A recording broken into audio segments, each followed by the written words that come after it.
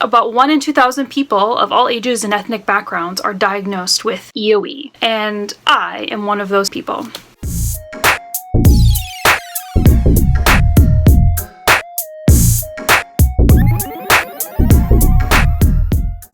What's up everyone? Vintage Inkblot here, aka Sarah Renee.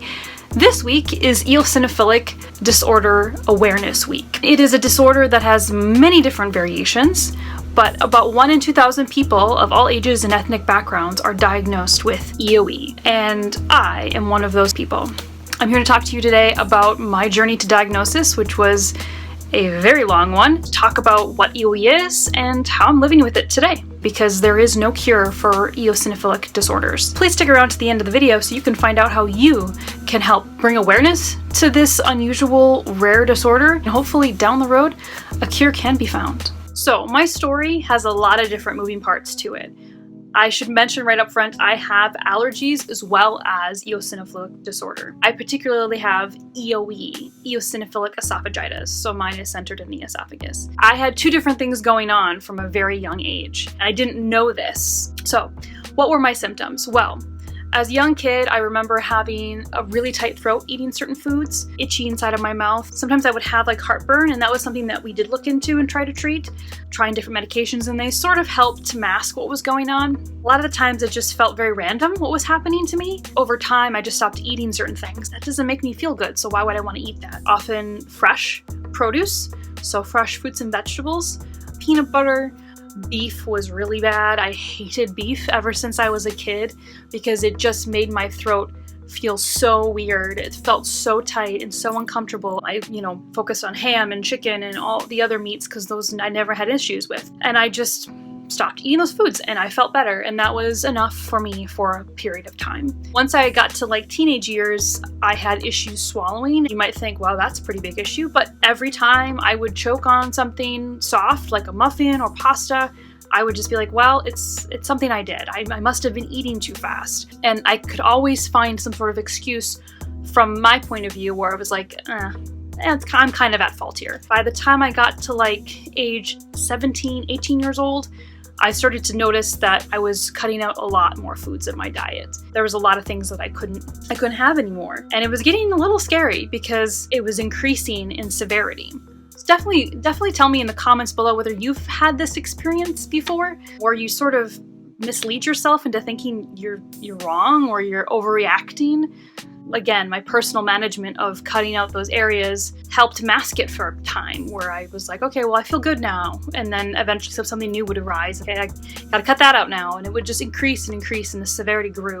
If you have a medical background, if you've had experience with allergies or family members with allergies, maybe to you, my story will seem like, wow, how could it have gone on for so long without anyone knowing? I look back and I think the same thing. There were so many signs, so many symptoms of something was wrong, but I always had mild reactions and I learned to kind of cope with them. And I never had any personal experience with anyone else with allergies. I didn't have any family members with allergies.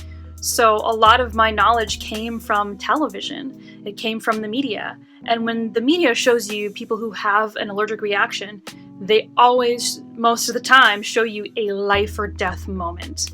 They show this person had one bite of a thing and the ambulance is called and they can barely breathe and it's a huge deal. Then you're like, that's what an allergic reaction looks like. And that's just not the case. Allergic reactions can be very mild. They don't have to have a life or death situation component connected to them to be valid. I remember thinking as a young kid, this is how people feel when they eat food, and I'm just not good at handling it. Because it's not life or death. I can still breathe, so I must be fine. And that's part of the reason why I'm doing this video, is to let you guys know that a mild reaction is still a reaction.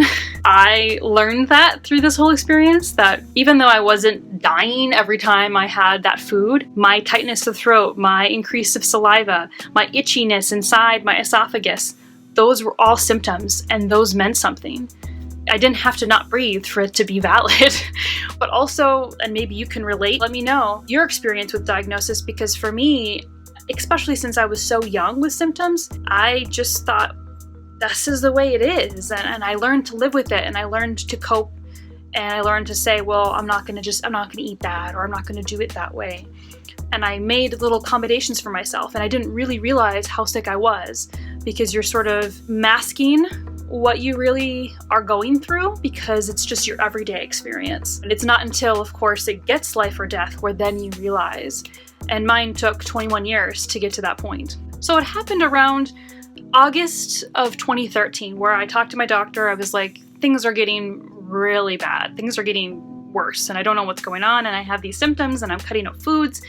She's like, let's get you allergy tested. Let's do this. But of course, it takes like 6 months to get an appointment in an allergist's office. So that was gonna happen in like January, which was like, okay, that's fine. I mean, we have to start somewhere, right? So around October, I still remember very distinctly, I was having yogurt and chocolate chips. Comment below if you do that. Gotta make it more interesting, right? So I was eating that, and I took a bite and I swallowed a chocolate chip without chewing it. That's a pretty small piece of food, but it stuck like right there, and it didn't move. It just stayed there. I remember trying to drink water to get it down, and it wasn't going. 4 hours it was there. And it's so funny how like mentally I knew like I wasn't in trouble. It's chocolate chips, not that big. But my body was just in panic mode. Like there was just fear over my whole body. I was just so anxious of like, why is it still there? It's no, why is it stuck? And then eventually that passed, it went down, and I was like, well, thank goodness, I had a similar symptom in the past, kind of along with my choking. I had gotten food stuck, but it was nothing like that. It was nothing like hours, maybe like a few moments, but this was hours of that. And then since that moment, it just started happening every meal. It just continued to happen, and it got worse. It got to the point around the end of November where I was chewing food to make it small enough. And I will never forget the feeling of trying to eat. Your throat does a job you don't really think about it doing.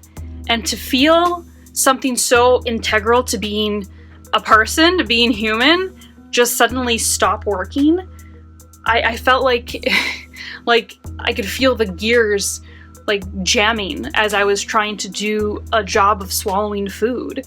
My whole body was like seizing. I was like, what is going on? I couldn't eat. I couldn't eat anything solid. I was eating soups all the time, and even that was hard, which was just so bonkers to me that my throat would kind of give up on me. And I called my doctor at the beginning of December. I was just crying. I was like, I can't eat. Help me. I don't know what's going on. So she scheduled an EGD, or an endoscopy, which is basically a procedure where they stick a camera on a long tube down your throat and they inspect it that way. My first surgery ever, I am an anxious person, so that was like, I'm not looking forward to this. But I knew it had to be done. I had a lot of doubts before that surgery. I remember the night before just thinking, they're gonna do the procedure and I'm gonna come back and they're gonna tell me, you're crazy. There's nothing wrong with you. Everything's fine. You're all doing it in your head. I should mention, I don't think I mentioned this before, I have never had a skin reaction to an allergy. All of my symptoms were all internal. There was nothing external. There was no rashes anywhere. I would assume it's unusual because anytime anyone talks about allergies, they talk about hives. I had none of that. No skin reactions whatsoever. So everything was internal. So it was very easy for me to doubt myself because I was like, I look fine, right? Like what? Why is my throat seizing? Am I just insane? A quick lesson that I can throw in the middle of the story is don't always judge people from the outward appearance, whether they're healthy or not, because you really don't know. Because I looked okay on the outside, but on the inside, my body was in trouble. I should say this procedure is often the way that they diagnose EOE, taking a biopsy of inside. There's a lot of different eosinophilic disorders. I have the esophagus-based one. So when they went in, they told me afterwards they couldn't even get the adult size endoscopy down my throat.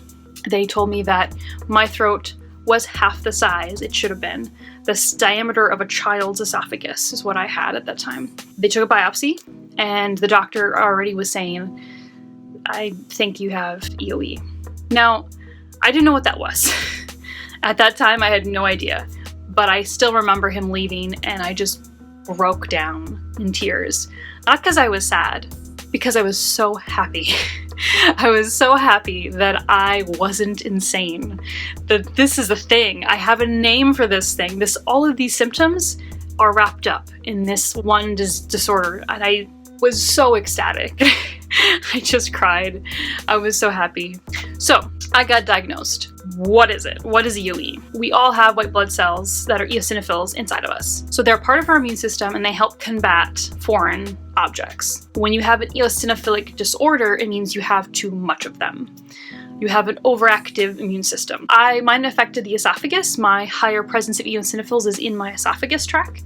Other people might be in the large intestine, the small intestine, the stomach. You can have it in the lungs, you can have it in the blood, you can have it in the bladder. I don't know of all of the details of all these different disorders. And I should say I'm not a medical professional, I'm just getting this information from AppFed. The American Partnership for Eosinophilic Disorders, or AppFed, is a great place to find out more detailed information. If you're curious or you have symptoms and you're looking to learn more, you can definitely check them out in the description below. I'm going to link all of the information that you might be interested in. My experience is eosinophilic esophagitis. So if you have a higher amount of eosinophils in a certain organ, what do? Well, they cause inflammation and they cause damage to the tissues. And I experienced that in my esophagus, and that is why it was so small. The experience of mine, and I think this is common for eosinophilic esophagitis, is it doesn't happen all at once. It happens over time. And I'd probably had that higher level in my esophagus since I was like 8.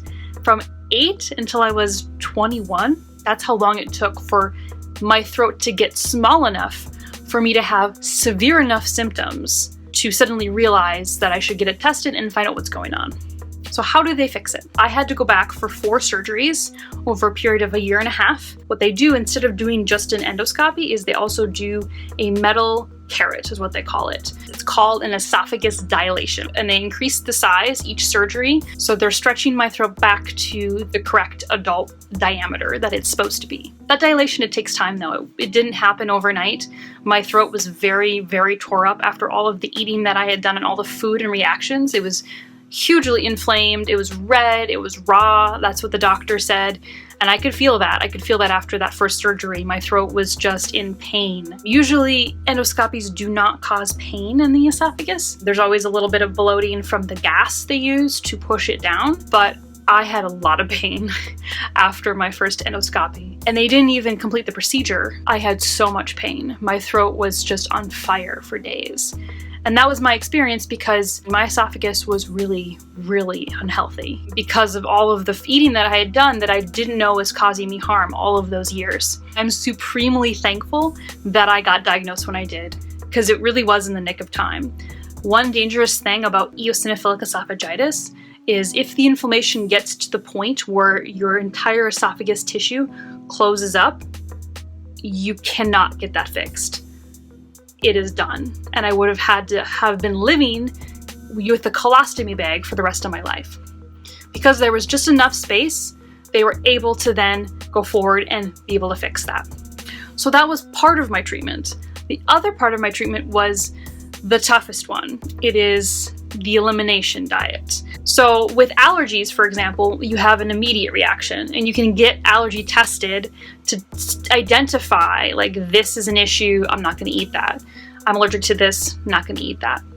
Now with EOE, there is no test. They can't tell you what specifically causes EOE.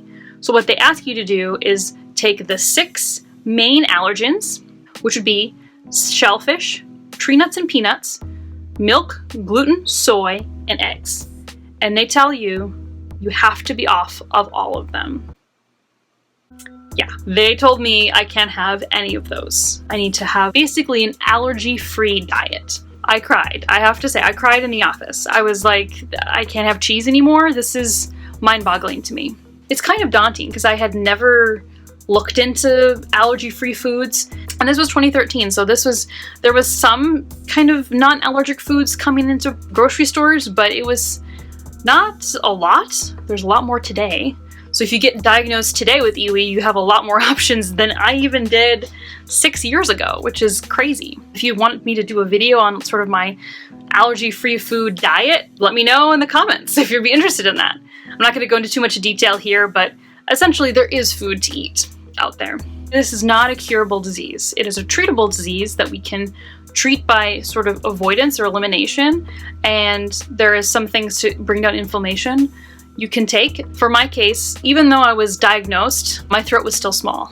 It took about 1.5 years for me to eat normally again. So those first couple months where I was diagnosed, I was very down because it took me 2 to 3 hours to have a meal. Because of my inability to eat normally, I lost about 30 pounds within 3 months, which was not good because my throat was still small. It still needed to be enlarged for me to be able to eat normally. It took me 2 to 3 hours to have food, and that was my whole day was eating. It took me 1.5 years to basically have lunch within a 30-minute period, which was a huge triumph for me. It took time for me to heal and to feel normal again, and my throat to kind of heal and to get back to a normal adult size. I didn't realize how much that affected my life, that I had a small throat. Looking back, it makes so much sense why I was choking all the time, why it was so difficult for me to eat. All of that sort of inability to swallow is a huge sign of EOE. I know a lot of times that adults nowadays are getting diagnosed because they get impactions in their throat, and they didn't know and they didn't realize they were living with a small throat this whole time. After my diagnosis, after my esophagus enlargements and my new diet, my road to recovery was pretty swift, and I'm very thankful for that. I know other people out there take longer for diagnosis. They might get diagnosed, but the solutions or treatments don't work for them, and that can be really hard. So I know I'm very blessed that I got that road. I definitely think it's different for everybody, their road to recovery and how they learn to deal with allergies or EOE or other eosinophilic disorders. But I definitely recognize that I'm very lucky that I didn't have more complications or more things arise. Through simple elimination, it's taken away my symptoms, and it definitely changed my life. I always say my relationship to food is very different now from what other people have experienced. Again, everything that I'm sharing is from my personal experience. Everyone's experience with eosinophilic disorders or EOE is very different. There's a lot of other treatments people can be prescribed. This was just how my journey went. No one really knows what causes EOE. There's a couple identifiers like genetics or if you have allergies. It was a little unusual in my case because there's no one in my immediate or extended family with allergies. There are some immune disorders in my family, but not necessarily allergies or an eosinophilic issue. Oftentimes, though, people who have eosinophilic disorders or EOE have other allergic immune issues. I do as well. I have eczema and I deal with that on a daily basis, and I have allergies. So when you do the elimination diet, what ends up happening is after a period of time, you're supposed to go back and sort of try out the food and see if you have any symptoms, because now that your esophagus has healed and it has had no contact with those allergens, it'll be an easier time for you to tell whether you're having a reaction or not. For me, it was really difficult to attempt to do that. I think because having allergies and having reactions so long, it was hard to sort of throw myself into the danger zone basically and see whether I was going to get a reaction. And it's very hard to tell whether that reaction is because you are having anxiety because you're doing this, or is it actually a real reaction? So there's a little bit of a mental game at play. The one food from the elimination diet that I did get back was eggs. But let me tell you, that was the one gift that I will never forget, because eggs provide moisture and they make bread and everything taste so good. And I was just really thankful that I was able to have one food reincorporated back into my diet. But all of the rest, I still avoid. So I still avoid gluten, dairy, soy, shellfish, and peanuts and tree nuts. So I can't have any of those. So the other thing that happened outside of my elimination diet was my allergy testing. If you've never gotten an allergy test before, what they do is they'll take a little bit of the suspected allergen that you might have, and they'll use a pin and they'll prick it along your back in a grid formation, and then they'll wait 10 to 15 minutes and they'll see whether you react. Now this prick is full of more condensed, distilled version of the allergen. So it's a very strong, but very small amount of the allergen. Your body's gonna react if you're allergic right away, most of the time. Now people have false results for this test, at least for my case. I don't think I had any false results. I'm gonna put up a picture here. Content warning, if you don't wanna see a back full of allergy results, skip ahead or look away. But this picture, I still hold dear to me because it proves that I'm not crazy. It shows that I have a massive allergy issue. So you can see all along my back there is really strong results. That is where they put pollen, and that's another one of the foods that I avoid. Now you might think, okay, pollen, what do you mean? Well, they test you for tree pollen, wheat pollen, and grass pollen, and that shows up, yes, environmentally, but it has always been more of a reaction for me to eat pollen. How do you eat pollen? You have foods that grow outside. Foods that grow outside, like fresh fruits and vegetables, have pollen that is on them and in them. Now you might be thinking, you can never have vegetables and fruits again? That's kind of insane. I can have them if they're heated. So I have steamed veggies, which is a great way to get veggies into my diet. I put veggies with a lot of my meals, chicken and veggies, things like that. Or if you might think, well, fruits, that's gotta be hard. Actually, if you think about it, canned foods are heated in the canning process. So I've never had an issue with canned peaches or pears. So I still have those to this day. They've always been really comfortable for me to eat. I've never had any symptoms. Even as a kid, those are my favorite fruits, was canned fruits. So one of the other major allergy results that I got was that I was allergic to beef. Now, I always knew this because I always hated beef. It always caused such a horrible, horrible throat reaction. Even the nurses didn't believe me until they saw that result. It's the far right, I believe. I'll point it out on the photo again of that's the result of beef. And they were like, oh, you are allergic. And I'm like, yeah, I am. The only beef that I could ever have was McDonald's hamburgers. What does that tell you? Hashtag not real beef, tested by me.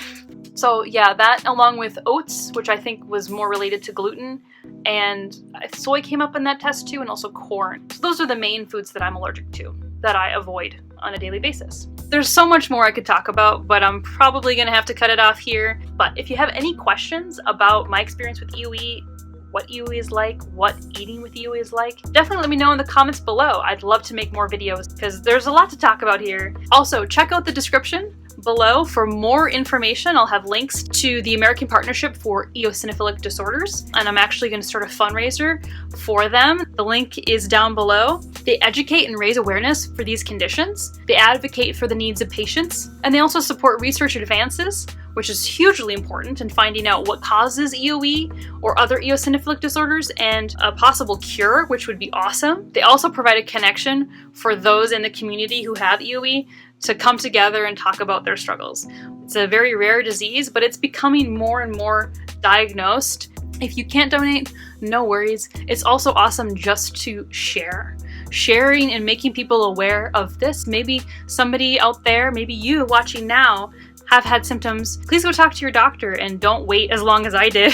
Please raise awareness by sharing any sort of informational graphics you see from the AppVet website, or just share this video. I would love to get the story out there more of what EOE is, and maybe make people more aware and more willing to get treatment if they're experiencing symptoms. I hope everyone is well out there, staying safe. Please let me know if you want to see any more videos from me about this or other topics. I would love to share more. So subscribe, please. Thank you for making it to the end of the video and listening to my story. I appreciate it a lot. Thank you. I hope it was informative. I hope it was interesting. If you have any suggestions, constructive criticism on how to improve my videos, that would be great. Please be kind. This is my first video, and so I just wanted to give it a shot. I'd love to know how I can improve, and maybe I'll see you next time in another video. Bye.